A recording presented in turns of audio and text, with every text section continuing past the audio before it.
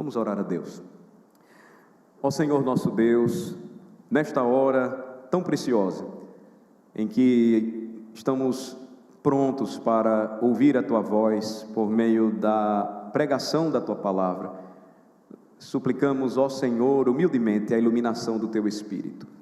Senhor, nós precisamos muito de Ti, nós não somos nada sem o Senhor, nosso coração é duro, nossa mente ela é arguta e cheia de vaidade, soberba. Assim, Senhor, desvia os nossos olhos da soberba do nosso próprio coração e inclina ao Senhor, como o salmista orou, o nosso coração à Tua palavra. Desvenda os nossos olhos para que as maravilhas da Tua palavra sejam vistas por todos nós, do pequeno ao grande, que o Senhor fale ao coração do Teu povo. Intercedemos, Senhor, por nosso país, pedimos que o Senhor tenha misericórdia da nossa nação, que o Senhor sustente a Tua igreja, mesmo diante das aflições, dos sofrimentos, que esta possa passar no mundo. E nós sabemos que na história do Teu povo tivemos bons governos, maus governos, tivemos momentos de muita perseguição, e nós sabemos que este século é um dos que mais perseguiu, prendeu e matou cristãos no mundo. E, ó Senhor, nós suplicamos por Tua igreja, a Tua igreja no Brasil e também no mundo. Suplicamos para que o Senhor prepare o Teu povo, para que sempre esteja pronto para orar pelos governantes e também cumprir o seu papel como igreja, de orar e também proclamar o Teu Evangelho, de fazer o bem, assim como o Senhor ensinou, e nunca se calar diante das injustiças dos homens, sendo sempre a voz profética para o mundo. Assim, Senhor, oramos para que nos ajude e que não permitas que percamos o nosso foco e que continuemos correndo e olhando firmemente na corrida da fé para o autor da nossa fé, que é Jesus Cristo. Visita, Senhor Deus, a Tua igreja em meio às suas necessidades, as famílias, os pais e os filhos, os casais. Abençoa, Senhor Deus, as famílias e sustenta-as em meio às provações. Que cada família, Senhor, do Teu povo seja guiada pela fé. Fortalece os jovens, livrando-os das tentações e animando-os na caminhada cristã. Consola os mais velhos, quanto mais percebem que o encontro com o Senhor se aproxima, que os seus corações sejam consolados pelo Teu Espírito. Faz, ó Senhor Deus, com que os nossos filhos, as nossas crianças cresçam cada vez mais na graça e no conhecimento de Cristo. Abençoa, Senhor Deus, os solteiros, divorciados, viúvos, que o Senhor traga consolo e força para eles. Anima, Senhor Deus, a Tua igreja como um todo. Abençoa os líderes espirituais do Teu rebanho e suas casas. Abençoa os diáconos e suas famílias.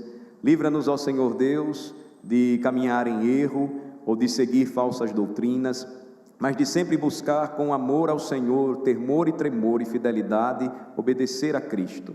Ajuda-nos, Senhor, em meio às nossas lutas, visitando os lares que sofrem enfermidades. Nós lembramos de todos os irmãos pelos quais oramos. Nós lembramos das famílias enlutadas e aqui intercedemos pela família da nossa irmã Ziza, que o Senhor traga consolo e conforto aos corações de todos eles, que o Senhor esteja em especial com a nossa irmã Simone, que o Senhor a abençoe e a sustente, que ela não esqueça jamais que o Senhor é aquele que prometeu estar com o seu povo todos os dias. E certamente, ó Senhor Deus, concederá a ela bom êxito nesta cirurgia e no consequente tratamento, tudo isso para a Tua glória. Assim, Senhor, abençoa a Tua igreja, pois o Senhor responde a oração do Teu povo, quando este reunido Te adora, e o Senhor não se esquece de nenhum destes pedidos, pois anota-os todos e responde a cada uma das nossas súplicas. Em nome de Jesus é que oramos. Amém. Ouçamos, irmãos, a palavra de Deus nesta hora. Evangelho de João, capítulo 3. Nós chegamos hoje na parte final do capítulo 3, versículos 31 a 36. são as palavras finais de João, profeta.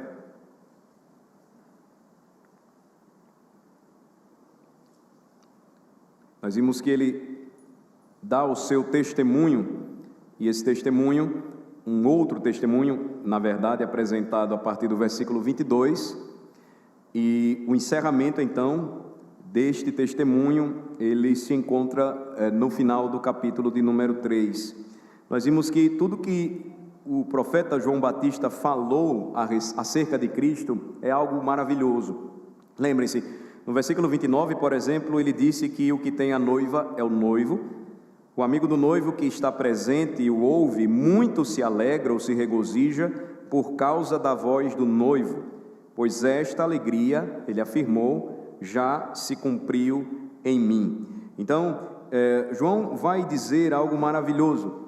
Lembre-se que antes disso, ele falou no capítulo 1, versículos 35 a 37, para os 2 discípulos que estavam com ele e que pararam antes de ouvir seu mestre falar e dizer: eis o Cordeiro de Deus.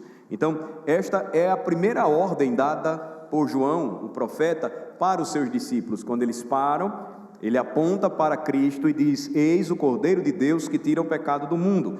E a ordem é a mesma neste versículo 29, que está diante de nós. Então, ele diz que o que tem a noiva é o noivo. O amigo do noivo que está presente o ouve, muito se regozija por causa da voz do noivo. Então, a ideia é de que ele agora está de pé e ele está ouvindo o noivo falar, ele se alegra com a sua voz. Antes ele aponta e diz: o Cordeiro de Deus está ali, ele é aquele que tira o pecado do mundo. Agora ele fala, quando o noivo chega, o amigo do noivo se alegra, e de pé ele então agora ouve a voz daquele que é o noivo para a sua igreja. Essa expressão ficar de pé tem um significado importante para nós. Ela lembra, assim como ela lembrou ao profeta João Batista, deve também, e lembrou aos seus discípulos, deve também nos lembrar algo interessante. Ela traz uma ideia de uma atitude de concentrada atenção quando se fica de pé e ouve a voz do noivo. Ela lembra também da cessação de atividade da parte do profeta, quando ele diz: agora eu não mais preciso apontar para ele e falar, agora de pé eu estou diante dele e me alegro em ouvir a sua voz. O que João fala aqui no versículo 29, irmãos, apenas a guisa de introdução do que nós vamos concluir hoje, no capítulo de número 3, é o seguinte: o princípio ilustrado aqui pelo profeta é profundamente importante para nós, é algo que precisa ser comunicado nos dias atuais que vivemos, de muita correria e de muito alvoroço, que é apenas resultado ou produto da energia que nós gastamos como homens, a energia da nossa carne. A ideia é: eu preciso estar de pé antes de poder ouvir a Cristo. Lembre-se que naquele tempo os mestres ensinavam sentados e os discípulos aprendiam de pé. Era assim que acontecia. Veja que aqui então a ideia que o profeta está nos apresentando é esta: ainda que sentados, qual é a nossa atitude ao ouvir a palavra de Cristo? Atentos, nós então o escutamos falar. Ele ainda vai dizer: é por essa razão que a minha alegria está completa, portanto ela está cumprida. E quão precioso é esse ensino, irmãos? A alegria do coração, ela é resultado ou fruto de se estar ocupado com Cristo. Em meio a tanta correria e alvoroço, João então diz para os seus discípulos: por que tanto ciúme? Era sobre ele que eu falava, e agora eu, que não sou o noivo, mas apenas o amigo dele, que preparei tudo, ouço a sua voz, e ele agora está recebendo a sua noiva. Não há maior alegria para mim do que essa. A alegria do coração é fruto de estar ocupado com Cristo. É ficar de pé e ouvir a voz daquele que deve ser o deleite para a nossa alma. E o que é mais importante para que tudo isso aconteça, repito, que nós cessemos as nossas atividades da carne, a nossa correria e alvoroço. João nos lembra a razão por que nós estamos aqui. Irmãos, não esqueçam, a voz de Cristo não pode ser ouvida se estivermos correndo de um lado para o outro. Se nós não estivermos atentos à voz daquele que diz: vocês precisam me escutar, eu sou noivo para vocês.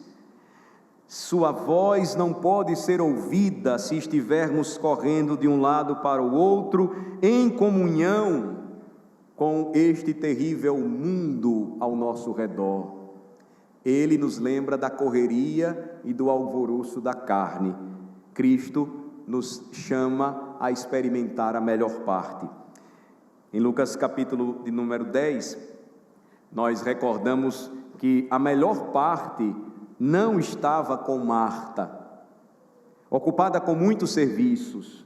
A melhor parte estava com Maria, que, sentada aos pés de Jesus, parou para ouvir a sua voz, para ouvir a sua palavra. Observe também que os tempos aqui apresentados no versículo 29 são interessantes, porque eles lembram algo que ocorre repetidas vezes na Bíblia e no ministério de Cristo, e isso deve ser feito com plena alegria.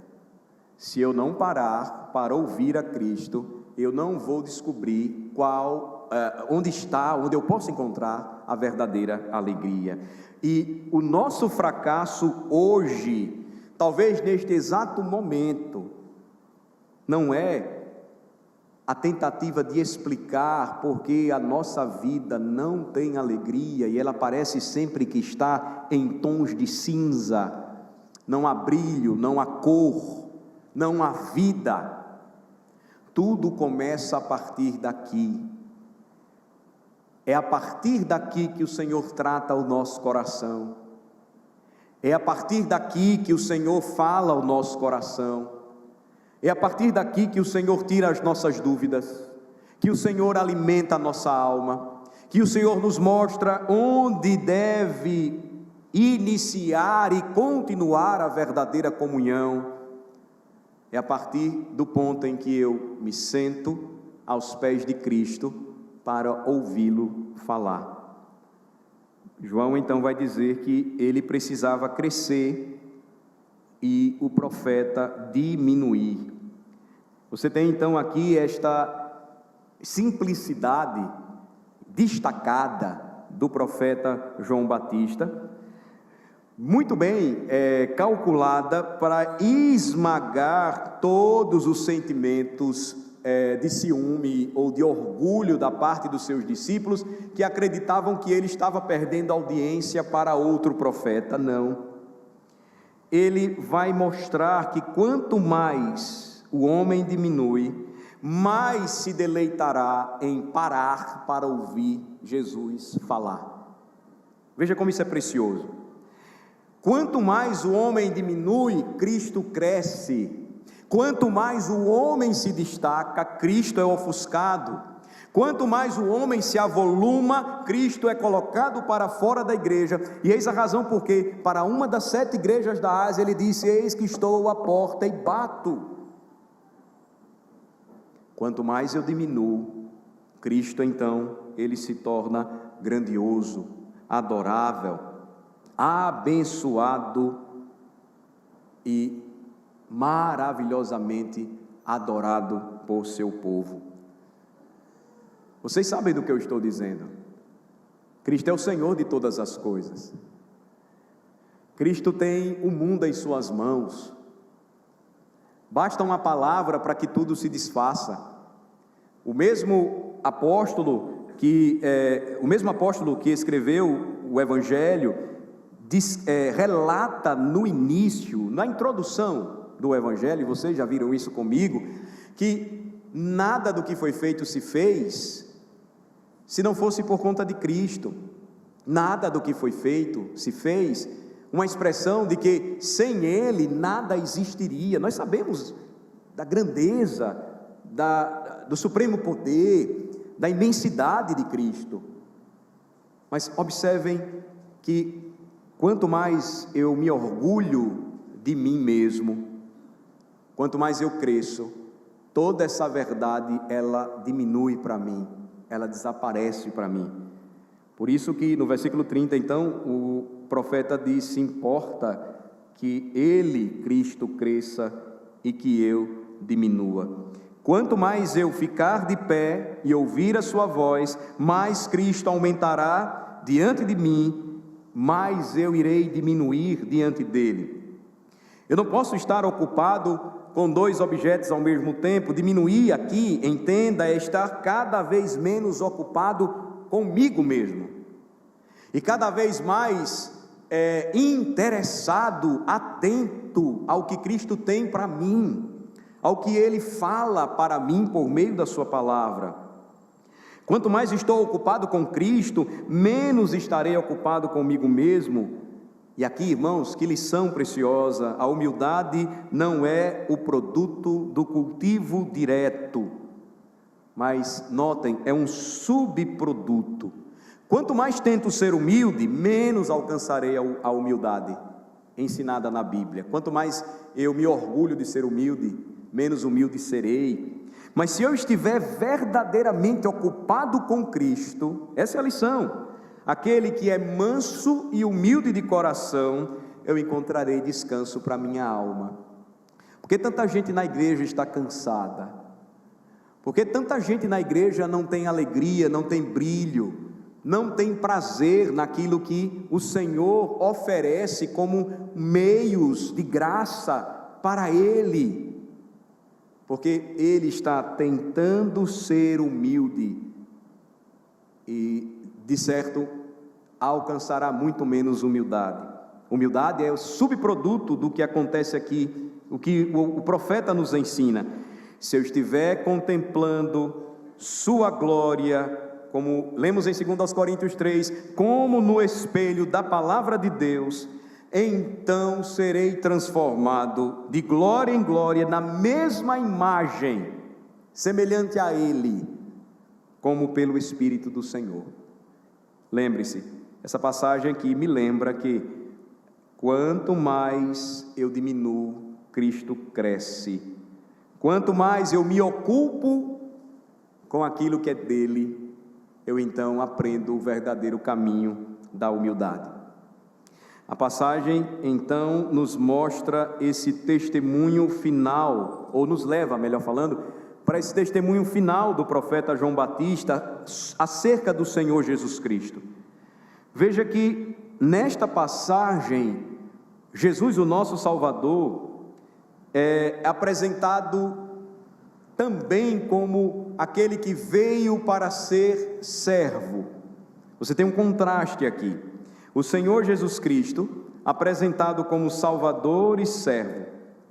João vai testemunhar, portanto, as múltiplas glórias do seu Salvador. Ele vai lembrar de que o Senhor Jesus, Ele de fato era aquele que todos deveriam aguardar ansiosamente, e quando o vissem, deveriam ocupar o restante de seus dias, sua vida, servindo, aprendendo com Ele, adorando e exaltando para sempre. João vai traçar um contraste precioso sobre isso. Primeiro, veja versículo 27 e depois o versículo 35. No versículo 27, o que João fala a respeito de si mesmo? Que o homem não pode receber coisa alguma se do céu não lhe for dada. Versículo 35, o que é que ele vai dizer? O Pai ama o Filho e todas as coisas tem confiado às suas mãos. Onde Cristo era aquele a quem o Pai deu todas as coisas, João lembra que o homem não podia receber nada menos que lhe fosse dado do céu. No versículo 28, o que João fala, ele diz que Jesus era o Cristo, enquanto ele apenas era o seu mensageiro. Eu não sou o Cristo, mas fui enviado como seu precursor, aquele que prepararia o caminho para Cristo. No versículo 29, que nós já lemos, Cristo era o noivo, enquanto o profeta era apenas o amigo do noivo. E no versículo 30, Cristo deveria crescer, enquanto o próprio profeta deveria diminuir. No versículo 31, João era da terra, enquanto o Senhor Jesus veio das alturas dos céus e está acima de todos. Veja o versículo 31. Quem vem das alturas, certamente está acima de todos. Quem vem da terra é terreno e fala da terra. Quem veio do céu está acima de todos. João tinha apenas uma medida do Espírito, mas o que ele testemunhou a respeito de Cristo? Veja o versículo 34. Pois o enviado de Deus fala as palavras dele, porque Deus não dá o Espírito por medida. E o 35, que nós já comparamos, João era apenas um servo, enquanto o Salvador era o Filho do Pai. O Pai ama o Filho e todas as coisas têm confiado às suas mãos. Então aqui você tem o fechamento de um testemunho maravilhoso e completo do profeta. Veja, ele vai apresentar a preeminência de Cristo, a superioridade de Cristo sobre tudo e todos. Então observem essa parte final aí, versículos 31 a 36, numa leitura geral. Quem vem das alturas certamente está acima de todos. Quem vem da terra é terreno e fala da terra. Quem veio do céu está acima de todos. E testifica o que tem visto e ouvido, contudo ninguém aceita o seu testemunho. Quem todavia lhe aceita o testemunho, por sua vez, certifica que Deus é verdadeiro. Pois o enviado de Deus fala as palavras dele, porque Deus não dá o Espírito por medida. O Pai ama o Filho e todas as coisas têm confiado às suas mãos. Por isso quem crê no Filho tem a vida eterna. O que todavia se mantém rebelde contra o Filho não verá a vida, mas sobre ele permanece a ira de Deus. Então, a partir do versículo 31, João testemunha a pessoa, a glória e o testemunho de Cristo. E o que é que nos parece aqui? Que ele está apontando para um desses contrastes aí. Eu apresentei pelo menos 7 contrastes para vocês, que são apresentados neste testemunho que ele deu a respeito de Jesus, onde ele traça a personalidade ou a pessoa de Cristo e ele fala a respeito de si mesmo, como apenas um homem, separado por Deus para uma missão importante. Ele vai então dizer que aquilo que é terreno fala da terra, e que nós não devemos entender como aquilo que é do mundo e portanto é mundano, não. Ele está lembrando aqui no versículo 31 que ele falava das coisas que dizem respeito à terra, porque ele era da terra, ele era terreno. Mas aí o contraste, notem, era de que o Senhor Jesus era do céu e portanto estava acima de tudo. Todos os outros mensageiros que Deus enviou, assim como João, possuíam esta humanidade, fruto das coisas da terra, nascidos do pó. Eles eram terrenos porque vinham da terra. Mas o destaque aqui é o seguinte: enquanto os mensageiros de Deus são limitados, por isso o alcance deles é finito, enquanto seus corpos mortais tem deficiências severas, de diversas formas. Enquanto suas visões são confinadas apenas às coisas da terra, são visões limitadas, não há absolutamente qualquer limitação na pessoa de Jesus. Ele era o Filho de Deus, vindo do céu, o Filho de Deus puro, perfeito, onisciente, conhecia todas as coisas. No primeiro milagre realizado, quando todos se empolgaram, ele não se empolgou. Os discípulos ficaram impressionados, impactados, ele não ficou assim, porque ele conhecia o coração de cada um dos homens. Ele tinha uma visão muito mais ampla do que daqueles pregadores ou mensageiros, porque da terra, e então, com visões limitadas, viam apenas o que é terreno. No versículo 32, ele diz ainda assim, notem: e testifica o que tem visto e ouvido. Contudo, ninguém aceita o seu testemunho. O profeta lembra que o testemunho que Cristo deu acerca do Pai, o testemunho de Cristo, quando ele começa a pregar o seu evangelho, foi perfeito, veio dos céus, mensagem celestial. Os profetas receberam a mensagem dele por meio do Espírito Santo e falaram de coisas que não tinham visto ainda. Está lá em Mateus 13. Há coisas que os anjos desejam examinar, mas que não lhes foi concedido o privilégio. 1 Pedro capítulo 1, se não me falha a memória, fala sobre isso. Mas o nosso Senhor Jesus, observem, Ele conhece tudo aquilo que diz respeito às realidades e verdades celestiais. Tudo sobre os céus. Se você deseja saber e conhecer, você deve procurar conhecer da parte de Jesus, porque somente Ele conhece a mente do Pai, porque Ele é o Verbo que estava com Deus e era Deus. João está então está tratando sobre isso na conclusão do seu testemunho. Veja como é clara a sua mensagem, e quanto mais ele fala sobre isso, mais ele desce e mais Cristo é exaltado. Observem, ele vai falar sobre tudo isso, mas aí na segunda parte do versículo 32, ele vai dizer que, contudo, ninguém aceita o seu testemunho. Quão radicalmente diferente foi esta palavra de João daquela dos judeus que declararam no versículo de número 26. Lembre-se do versículo de número 26. Os seus discípulos disseram assim: Mestre, aquele que estava contigo além do Jordão, do qual tens dado testemunho, está batizando, e todos lhe saem ao encontro. O testemunho de João foi totalmente diferente.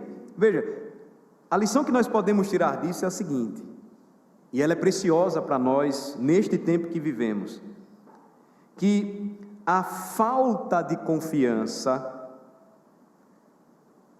das estatísticas humanas sempre procurará buscar resultados espirituais para justificar os buracos, os vazios.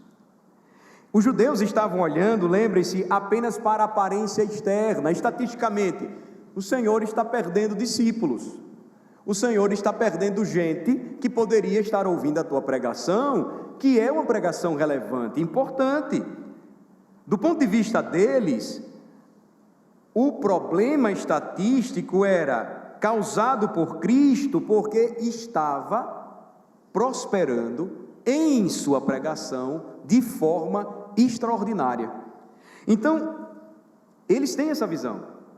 Mas qual é a visão do último grande profeta? Ele vai lembrar que aquele que estava presente no meio deles ele tinha vindo dos céus, acima de todos, portanto, estava, pois veio das alturas, e o seu testemunho era muito maior que o testemunho dele.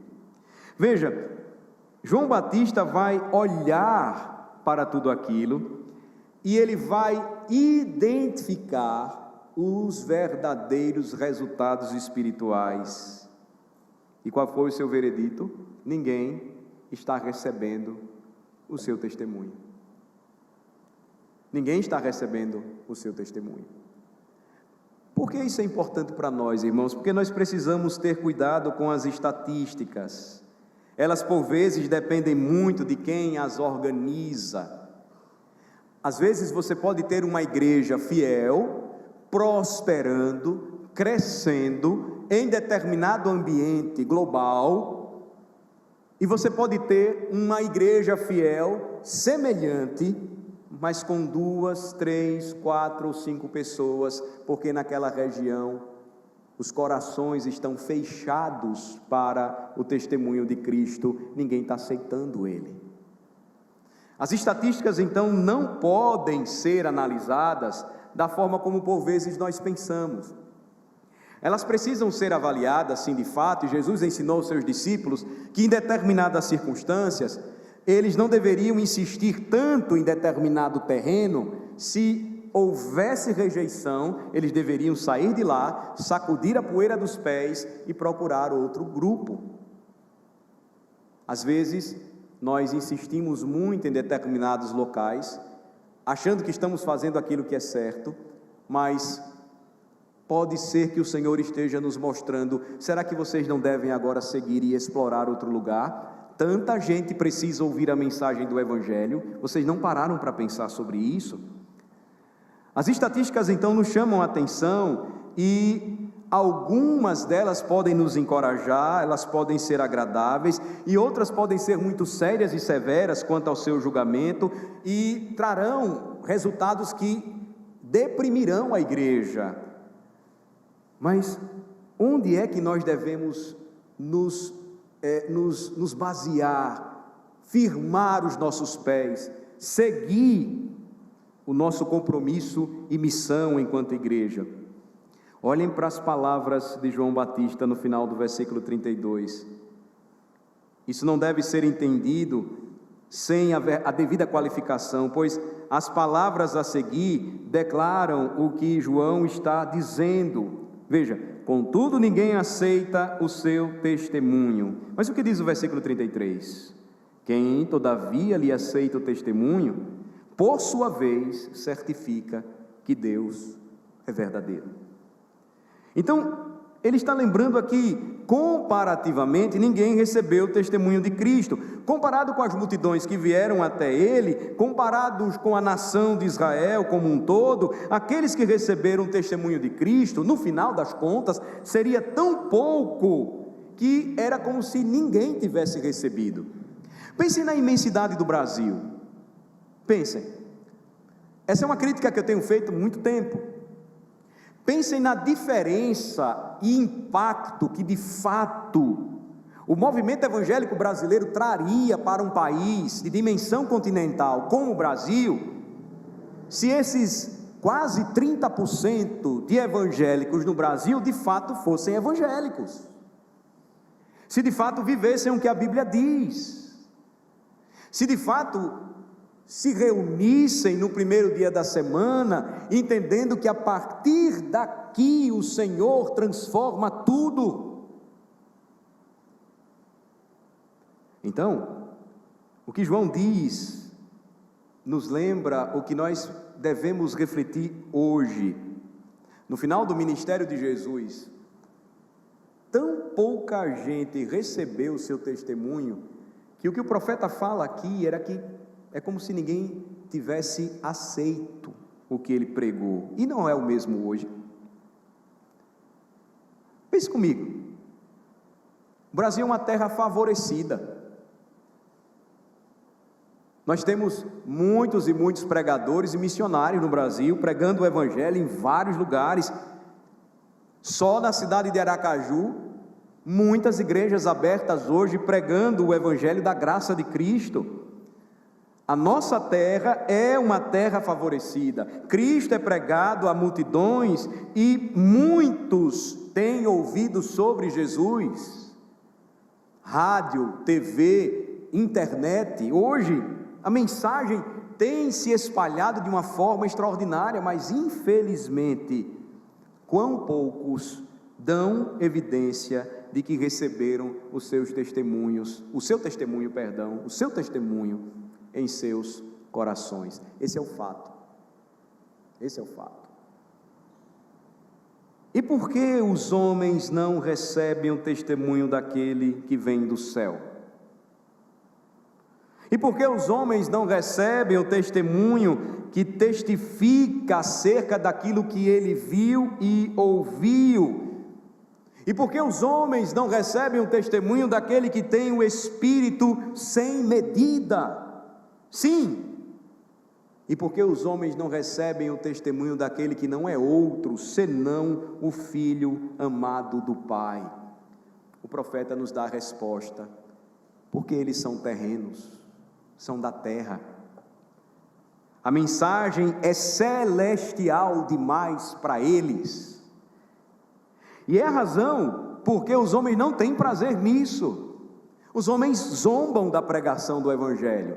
Você já parou para pensar que em meio a uma discussão, você está na sala de aula, você está no colégio, ou você está na faculdade, e em meio à discussão, basta você citar a Bíblia e começam a rir de você? Basta você citar as palavras de Jesus e vão calar você? Você já parou para pensar que em seu trabalho, repetidas vezes você ouve as pessoas falando mal de crentes e de pastores, porque sabem que no setor você é crente também? A mensagem do Evangelho é celestial demais para o mundo, porque o mundo é terreno. Eles não têm prazer nisso. Eles têm os seus corações apenas para as coisas da terra. Outros são eruditos demais para acreditar em algo tão simples. Por isso o Evangelho era pedra de tropeço para os judeus e uma tolice para os gentios. Eles não acreditarão em Deus. Como eles poderiam então receber algo de bom da parte dos homens?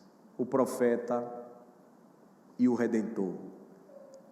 Essa é uma questão levantada por João Batista. Eles já se consideravam bons o suficiente, fariseus, ou muito nobres para compreender a necessidade do novo nascimento, orgulhosos demais para tomar o lugar de mendigos de mãos vazias, que buscavam agora receber o dom da salvação das mãos do Redentor. Mas, irmãos, a razão fundamental para esta rejeição ao testemunho de Cristo está lá no versículo 19, que nós já lemos, ou já estudamos. O julgamento é este, diz o versículo 19, que a luz veio ao mundo, e os homens amaram mais as trevas do que a luz, porque as suas obras eram más. Tão depravados são os homens que seus corações estão endurecidos e seus entendimentos obscurecidos. E eis a razão porque eles preferem as trevas à luz. Eles não vão buscá-la naturalmente. Versículo 33 então nos diz: aquele que recebe o seu testemunho, aceita o seu testemunho por sua vez, testifica, dá testemunho de que Deus é verdadeiro. Certificar é colocar um selo de confiança, de garantia naquilo que se está, naquilo que se recebe, naquilo que se testemunha. Essa é a ideia. E aí, pela fé no Senhor Jesus Cristo, o que é que acontece com o homem? O crente passa a conhecer Deus como de fato ele é vivo, verdadeiro, uma realidade presente, o Senhor de todas as coisas. Até então ele apenas ouviu falar e até pode ter tratado sobre um Deus desconhecido, mas agora ele conhece a Deus por si mesmo e vai declarar sua fé no Redentor. O que o Batista então fala, o grande profeta João, é: todavia, quem lhe aceita o testemunho por sua vez, coloca o selo de que Deus de fato é real, é verdadeiro. E aí você tem o versículo de número 34, quando ele lembra que o enviado de Deus fala as palavras dele, porque Deus não dá o Espírito por medida. Então, os que recebem o testemunho de Cristo como verdadeiro, vão abraçá-lo para si, vão tomá-lo para si, vão descansar suas almas nesse testemunho. Eles agora não duvidam mais, eles creem na palavra, na mensagem. Eles não vão se importar se conseguem compreendê-la completamente ou não, mas vão desejar crescer mais e mais nesse conhecimento. Cristo fala para eles e eles então entendem e afirmam: isto é suficiente para nós e nós queremos aprender mais. E aí então, vejam que mensagem extraordinária. João fala que Jesus foi o enviado por Deus e ele falou apenas as palavras de Deus. João vai falar que o testemunho dele foi dado pelo Pai, ou foi confiado pelo Pai a ele, e ele vem para dar esse testemunho verdadeiro e real.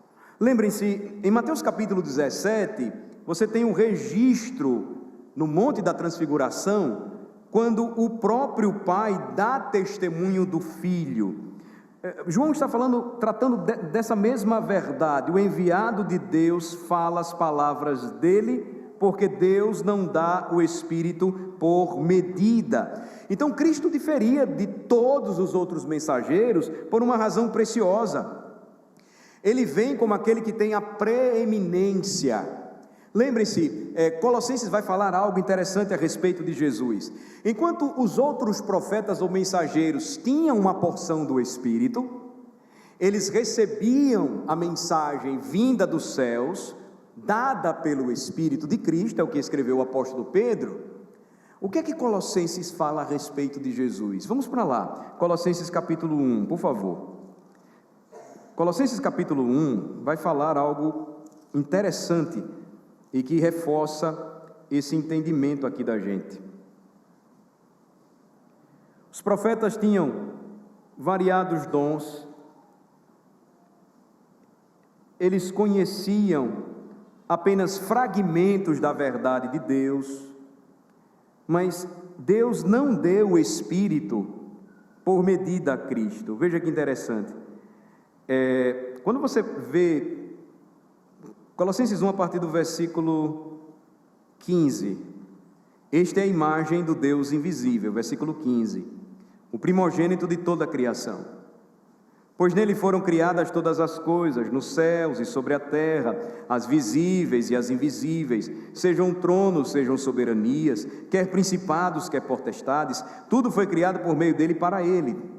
Ele é antes de todas as coisas, nele tudo subsiste, a mesma verdade do Evangelho de João, ou seja, nada se sustenta sem Cristo. Ele é a cabeça do corpo da igreja, versículo 18, ele é o princípio, o primogênito de entre os mortos, para em todas as coisas ter a primazia, e aí o destaque é o versículo 19, preste atenção, porque aprouve a Deus que nele residisse toda a plenitude. O Senhor Jesus conhecia toda a verdade de Deus, pois Ele mesmo é a verdade. Nele o Espírito não vinha sob medida, em vez disso, o Espírito estava sobre ele, diz João capítulo 1. Cristo foi dotado de todos os dons, Cristo veio como um presente divino, e em contraste com todas as outras comunicações de Deus aos profetas, que não foram completas no sentido em que nós encontramos em Cristo. Hebreus vai dizer que Ele é a palavra final, e o Espírito então estava plenamente nele, porque o apóstolo Paulo vai dizer que nele Jesus habita corporalmente toda a plenitude da divindade. Então não há como comparar Jesus com ninguém. João não faria isso jamais. Quando os discípulos então ainda tentam criar uma disputa ou semear algo em seu coração que pudesse despertar nele descontentamento, tristeza, algum tipo de ciúme, porque Jesus estava crescendo em seu ministério, ele diz: não, eu preciso diminuir para que ele possa crescer. Eu preciso diminuir para que eu então possa parar para ouvi-lo. É por essa razão que no penúltimo versículo do capítulo 3 do Evangelho de João, ele vai dizer: o Pai ama ao Filho. Veja lá, versículo 35, o Pai ama ao Filho e todas as coisas tem confiado às suas mãos. Que testemunho glorioso foi esse! Cristo foi mais que um mensageiro, Cristo foi mais que uma testemunha do Pai. O profeta diz que ele era o Filho amado do Pai, mas não apenas isso, ele era aquele em cujas mãos o Pai havia entregado tudo, todas as coisas. E como isso revela mais uma vez a divindade absoluta de Cristo. Ele encarna, e isso é necessário para que ele salve o seu povo. Ele assume 100% a natureza humana, terrena. Ele vai pisar o mesmo chão que nós pisamos, ele vai experimentar das coisas da terra, mas notem, ele vai transformar tudo da terra.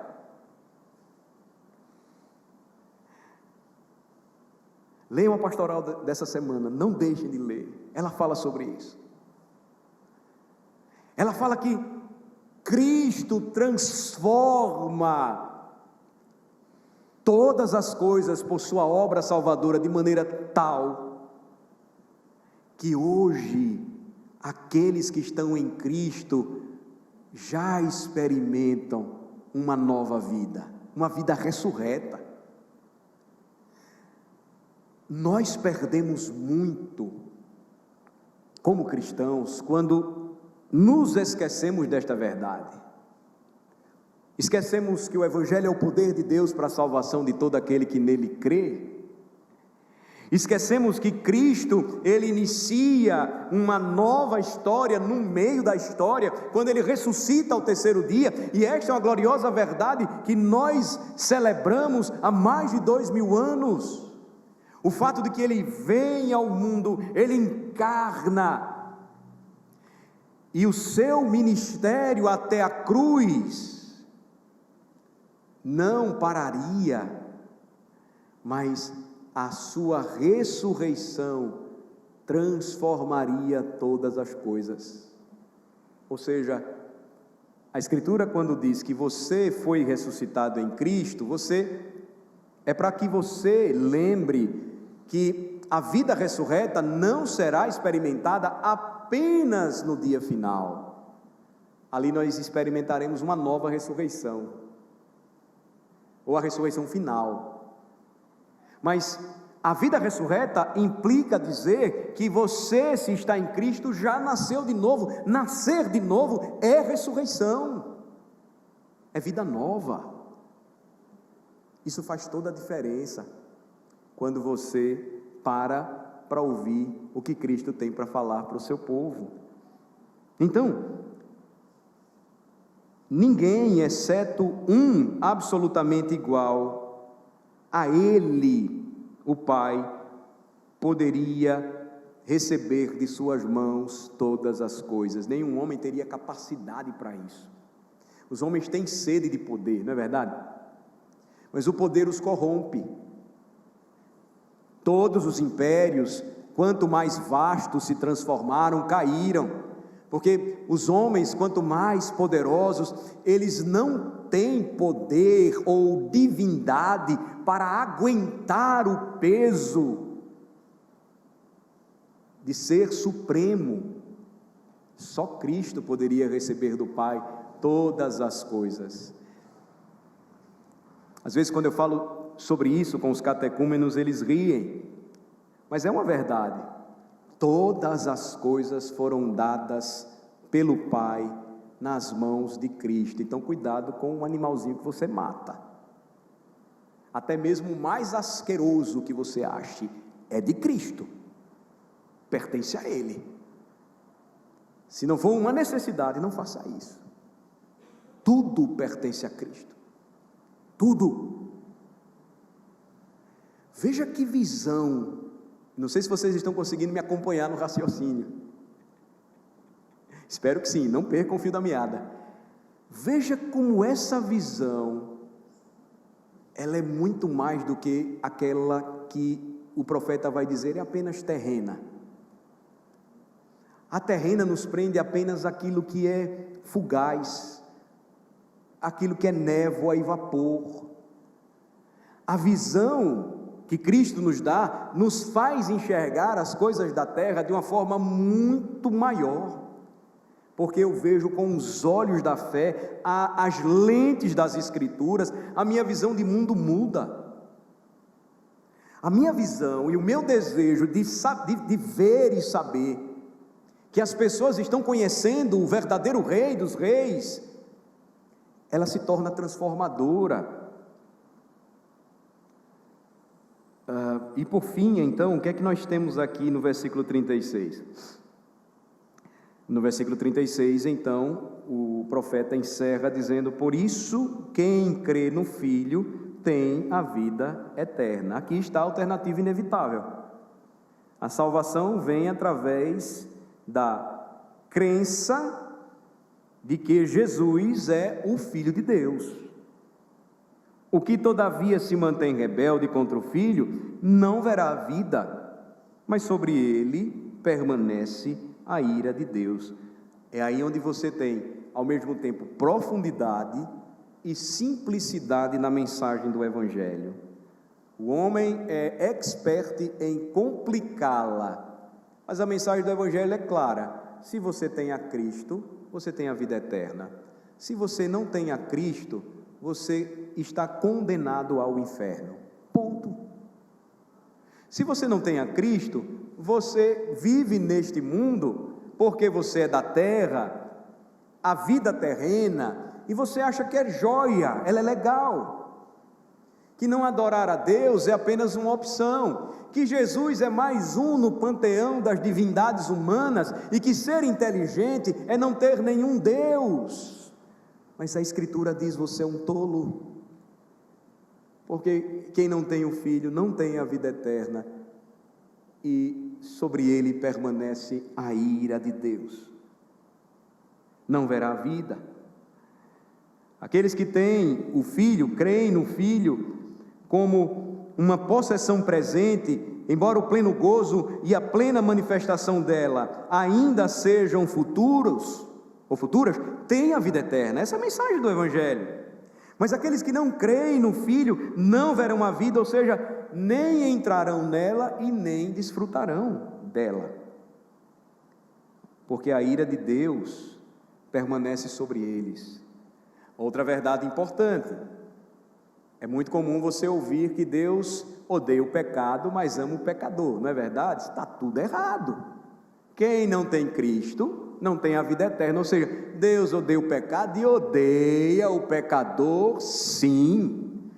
Agora, que ódio é esse? É o ódio dos justiceiros que pegam um ladrão na rua, amarram num poste e dão lapadas nele até sangrar, ou sangrar até morrer? Não, é um ódio santo, de uma justiça santa, de uma ira santa, porque o homem foi feito para a glória de Deus e agora tem buscado ser o seu próprio Deus, fazer aquilo que acha certo, seguir os deuses deste século que ele mesmo os coloca como ídolos, aos quais se curva.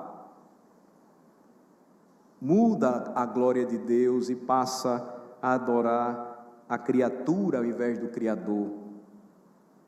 Deus odeia o pecado e odeia o pecador também. Mas esse ódio, lembrem-se, não deve ser comparado com o ódio humano, que é cheio de mistura, erro e pecado. É uma ira santa contra aqueles que trocam a verdade pela injustiça, onde ele revela o seu amor ao pecador, no fato dele ter enviado a Cristo Jesus para morrer por pecadores como nós. É onde ele revela o seu grande amor. Onde ele revela o seu grande amor pelo pecador? Em ter Cristo morrido por nós, quando nós ainda éramos os seus inimigos. Não há contradição entre o amor e a ira santa de Deus. Mas na verdade, a sua ira revela aquilo que os homens tentam ofuscar, correndo para as trevas. Que no final de tudo, o Senhor vai dar um jeito. Nós brasileiros amamos isso, né? Arrumamos a mala poucas horas antes de viajar, corremos para pagar as contas quando já está expirando o prazo para pagá-las, quase perdemos as provas ou os concursos ou os Enems, porque só vivemos atrasados. Gostamos disso. E aí a gente às vezes pensa assim, no final Deus vai fazer isso conosco também. Não caia nessa não. Deus está irado com você, se você tem andado longe dele. Se você não crê em seu Filho como o Salvador, Deus está irado com você todos os dias, e isso deveria trazer para nós uma sensação, um sentimento muito profundo. Primeiro sentimento, de gratidão a Deus. De gratidão a Deus. Quando você faz uma revisão da sua vida, é inevitável que você chegue a essa conclusão. O que foi que o Senhor viu em mim para me salvar? O que de bom Ele enxergou em mim? Absolutamente nada. Isso faz com que eu não seja orgulhoso, porque eu fui salvo pela graça mediante a fé. Esta fé não veio de mim, mas é dom de Deus. Nunca foi por algo bom que eu fiz para que eu não me gloriasse. Gratidão. Então, crente cheio de orgulho, crente prepotente ou vaidoso, precisa reavaliar o seu caminho e saber se de fato é salvo. Se é crente mesmo, cai na real, para ouvir Jesus, porque às vezes tem crente igual a Marta da Bíblia, que tenta esconder isso fazendo milhares de coisas, e se arrepender sinceramente dos seus pecados. Aquela velha história, né? Eu sou da 5ª geração de presbiterianos. Grande coisa. Não foi a 5ª geração que te salvou? Não foram seus avós, ou bisavós, ou tataravós, ou seus pais que salvaram você? Grande coisa você ser a 10ª geração de presbiteriano. Não tem nada a ver isso aí. A não ser o fato, se você entender, que mais uma vez o Senhor pega você e diz assim: olha, tu não era nada, vermezinho de Israel, mas eu coloquei você nesta família, assim, 5ª geração de presbiteriano, que eu também salvei, que nenhum deles se salvou. Todos eles foram salvos por meu filho. A ele eu dei todas as coisas nas mãos, inclusive sua vida. Aí sim, isso leva novamente ao quê? Gratidão. Segunda verdade, para eu encerrar: compaixão. Quando você olha para o versículo 36, à luz de todo o testemunho de João Batista, quão indescritivelmente solene é este testemunho. ele deve levar cada um de vocês, nesta manhã, a uma honesta e seríssima questão: a que classe eu me pertenço? Ou a que classe eu pertenço aqui? Aos que creem ou aos que não creem? Aos que têm a vida eterna ou aos que estão debaixo da ira de Deus? E a segunda atitude, então, daqueles que já têm a vida eterna, para aqueles que não têm a vida eterna: compaixão. É impossível você estudar comigo esta passagem do Evangelho de João e sair daqui com uma visão diferente do que a gente vê lá fora. É impossível. É impossível você não olhar para uma pessoa, é impossível você não sair daqui à noite e passar e ver pessoas que mudaram seus corpos, acreditando que podiam ter outra sexualidade forçada, pessoas que estão vendendo seus corpos, pessoas que estão se acabando nas drogas, pessoas que estão ricas e arrogantemente cercadas do Deus dinheiro, pessoas que continuam idólatras. É impossível que você não olhe para elas e diga: Senhor, salva-as, transforma essas pessoas assim como um dia o Senhor fez comigo. Não tem como você agir diferente. Não tem como você olhar diferente para essas pessoas. Não tem como esta verdade não levar você àquilo que Jesus disse: ame seu inimigo e ore pelo que te persegue. Porque você sabe que o final de todo aquele que não tem a Cristo será o inferno. E o inferno é um lugar terrível. O inferno não é aqui. O inferno é um lugar terrível, a Escritura diz, é um lugar de tormento eterno. O inferno é um lugar que jamais desejaríamos ou deveríamos desejar para qualquer pessoa. Isso faz com que você comece a orar até pelo teu pior inimigo.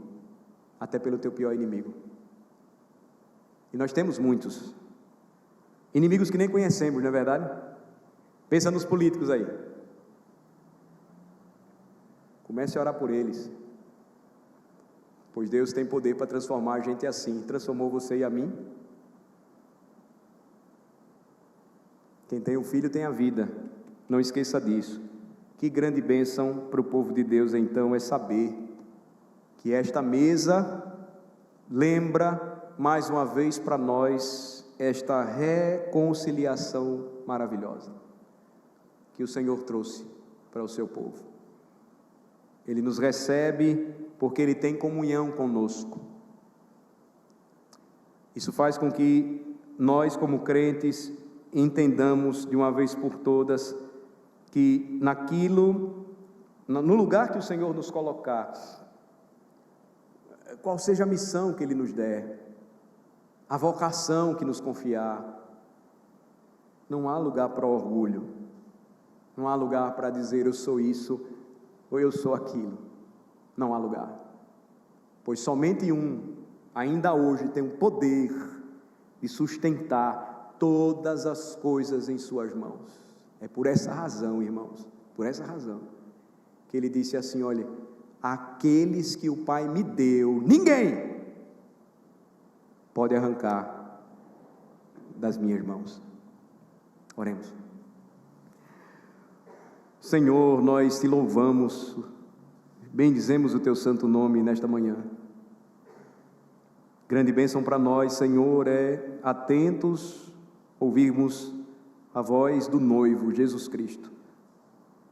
Ele fala para a sua noiva, a igreja.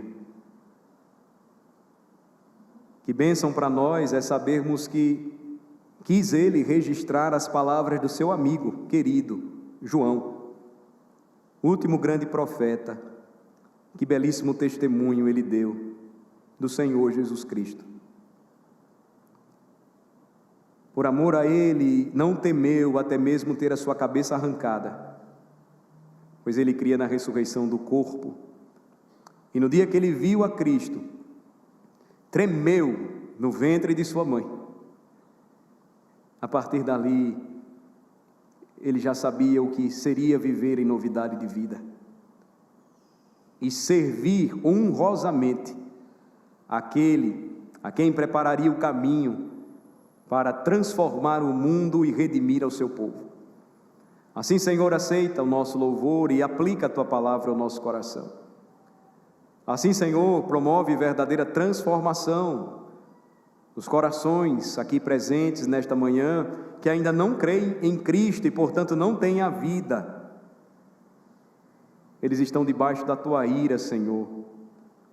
E o Senhor odeia o pecador que decide rejeitar aquele que veio ao mundo para salvar pecadores, Jesus Cristo. Que possa haver verdadeiro arrependimento e fé, e só o Senhor pode fazer isso. Por isso nós oramos, Senhor, tem misericórdia de nós. Aos que creem e têm a vida eterna, dá-nos sempre um coração agradecido e disposto a Te servir. Aos que ainda não creem, Senhor, tem misericórdia e salva-os por Tua graça. É a nossa oração, humilde, em nome de Jesus. Amém.